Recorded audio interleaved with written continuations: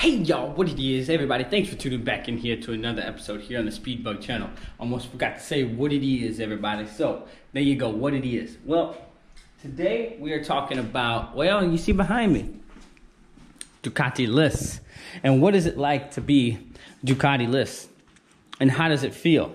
One bike here missing still from the stable of my old girl bike, but hers is out. She's out there riding it right now. Now, before I turn around, before all of you guys sit here and say, and still, yes, there is still one behind me. And upon shooting this video, the new owner, bike's already bought and paid for. New owner, fellow subscriber actually came down and purchased this bike. So he will be here within the next 24 hours, maybe even 12 hours or so to come pick up his new toy. But anyway, so I don't own this bike anymore. But just down to the BMW and the GSXR. Now, it's funny also, when I kind of want to throw this in, when I did my rating of my videos for my bikes about, you know, rating them from best to worst, it's funny, the top three that actually are still here is the GSXR, the Grom, and the BMW. And how is it that the best of the three, the ones that I said that the best of the three that actually made it? And I would still have to say, I still kind of enjoy riding my GSXR a little bit more on the street than I actually enjoy riding my BMW. To me, it's just a little bit more comfortable. Yes, the BMW is a little bit faster, but when you're talking, you know, a couple horsepower here and they're both making well over 200 horsepower, you don't really need all that horsepower on the street anyway, because before you know it, you got to slam on your brakes or you're into somebody's ass. So it really doesn't matter. I actually enjoy riding the Gromski the most on the street because it's the most fun.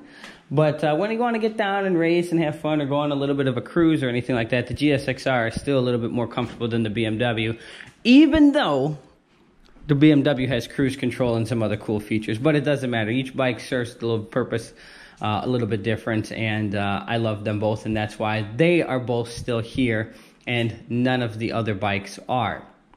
Now, don't get me wrong, I really do miss my R1M, but as you saw in my other video, I owned that bike. I owned it outright, and I needed to pay off the negative equity in the Ducatis so that I wouldn't acquire any debt, because I didn't want to take any debt over from those motorcycles. It sucked, but you know what? It is what it is, and I really liked that generation R1. But it had to be the one with the M with the upgraded suspension and the electronics and stuff like that. But enough about that. Let's talk about how is it to be Ducati LESS. Well, let me flip the camera. I love it, man. To be honest with you, I don't miss them. I really don't miss them at all. And a lot of people thought that I would miss them, and they're like, oh, you're going to get another one. Oh, this, that. Well, to be honest with you, I really don't miss them, like, at all. I just miss looking at them. And they were so pretty, and even when I was selling them at the dealer, I'm walking by them and I'm like, man, look at that, so pretty there. I'm like, well, keep walking, Rob. Don't worry about it. Remember just how much of problems and a piece of shit they actually are sometimes. And you just gotta keep going, just keep walking. So that's why I went ahead and, you know, kept these, and I've mentioned in a lot of other videos and stuff like that, you know, hey, my first one over 40,000 miles, no valve adjustments, nothing, and still ran the exact same time it did when it was new at 40,000 miles.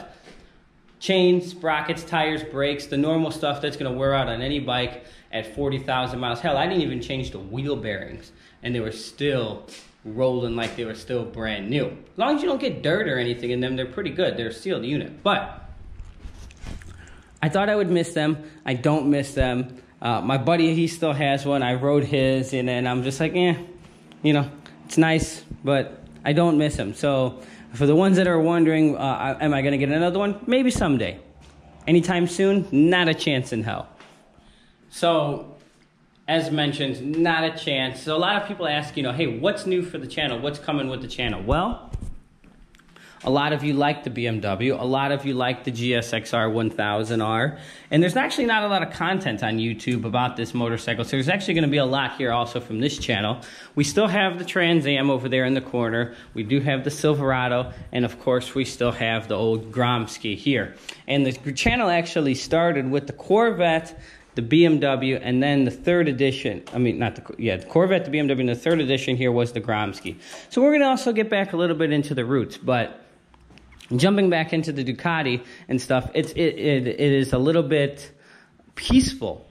There's a lot more room in my garage. I'm not, after every single ride, going to my toolbox, having to worry about tightening some bolt or anything like that, because it's just all those small little annoyances that would happen with the motorcycles as I would ride them on a daily basis. It didn't matter whether I didn't ride them far or rode them extremely far. It was always some bolt, some fairing, some screw, some nut always coming loose, and it became really repetitive and really annoying. But again, I was still like booty blinded by looking back and seeing all those beautiful Ducatis and stuff sitting here because they just look so damn good. Well, you know what? As I always say in my comments and stuff like that, and to the viewers, I understand that you have this and you've had a CBR and you've had a ZX-10 or anything like that. You want a Ducati, you want something different, and I get it, and that's part of the reason why I did it. But don't trade that reliability and those reliable working means for that good-looking girl, because she's going to piss you off, especially if it's your only motorcycle. Now, if it's your second motorcycle in your stable, like let's say you have a Jigster and then you want to also add like a Ducati to it, then it's not so bad. But to have a sole purpose only riding bike as a Ducati, I would highly advise against it. And especially if you're going to lose your ass for it when it comes to resale. And just because they're asking X on the website, that doesn't mean you're going to get anywhere remotely close to it. As I've kind of told you guys in my other videos when I had to let some of them go, which was kind of obnoxious and kind of annoying. So a lot more content on the existing vehicles that we have, and of course we have to do some stuff with the Silverado that we have out there. So that is also going to come. We still have the Trans Am. We're going to do a few more things, a few more upgrades to the Trans Am. Don't worry about it when the Corvette comes back. We still got to do some crazy ripping in that, because that thing's going to be well over 1,000 horsepower, and we're going to have a lot of fun with that. But don't miss the Ducatis at all. Don't plan on getting any of them at all ever again. Maybe in a long future, something like that. But to me, it just wasn't worth it. And again, if you're going to purchase one, it's like purchasing a dirt bike to me, where whatever the value is, you're pretty much writing it off, because you're not buying a dirt bike to recoup any of your value. It doesn't matter if it's new or used. It's like at the end of the day, it's worth like $1,000 or $1,500. And that's pretty much what it is. So you're pretty much writing off the value. If you pay $8,000 for your dirt bike and it's worth $1,500 after, you've just let it go. It's an off-road use vehicle.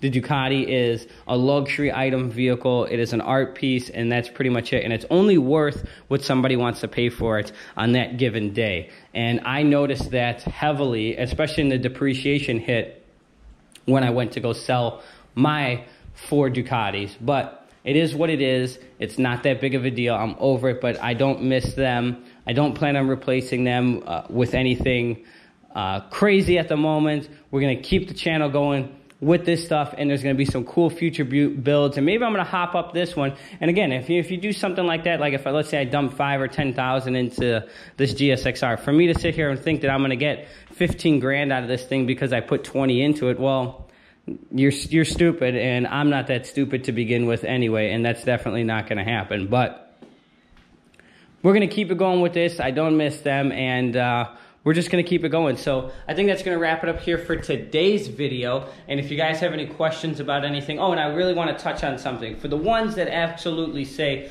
oh, Speedbug, you could have made so much more money. Oh, I would have never sold mine for this or that or whatever the case may be. Well, I didn't see any of you offering any of the money to buy any of them. And for all of the ones that really said, oh, yeah, I'll be there when I'll do it, well, none of you guys showed up for how long they were for sale for, because they were for sale for a pretty long time. Just because I announced them on YouTube, they were for sale for a long time before that. That's how I figured out how much they weren't really worth when I actually really go in to look in the books and see what other people were really getting for them. So just for a forewarning for the people that have those bikes and that want to hold on for them, when they say they pay $20,000 for them and they think that they're still worth 16 or 17, well, good luck. You guys have another thing coming. And if you get that 16 or 17, which I'm still sure you will, because there's some boo-boo to fool out there that's going to pay it, well, props to you, and I'm really happy for you, but you ain't gonna get me again. You got me not once, not twice, not three, but 4 times, and you ain't gonna get it again out of me. So, but we're gonna keep it moving with other good bikes and other good channels. Not saying that Ducatis are good. There still will be some, again, back here on the channel, trust me. They just ain't gonna be owned by me. So that's gonna wrap it up here for today's video. If you guys like what you saw, again, Facebook, Instagram, @the Speedbug, same name, here's YouTube, and more Speedbug content coming at you soon. Peace.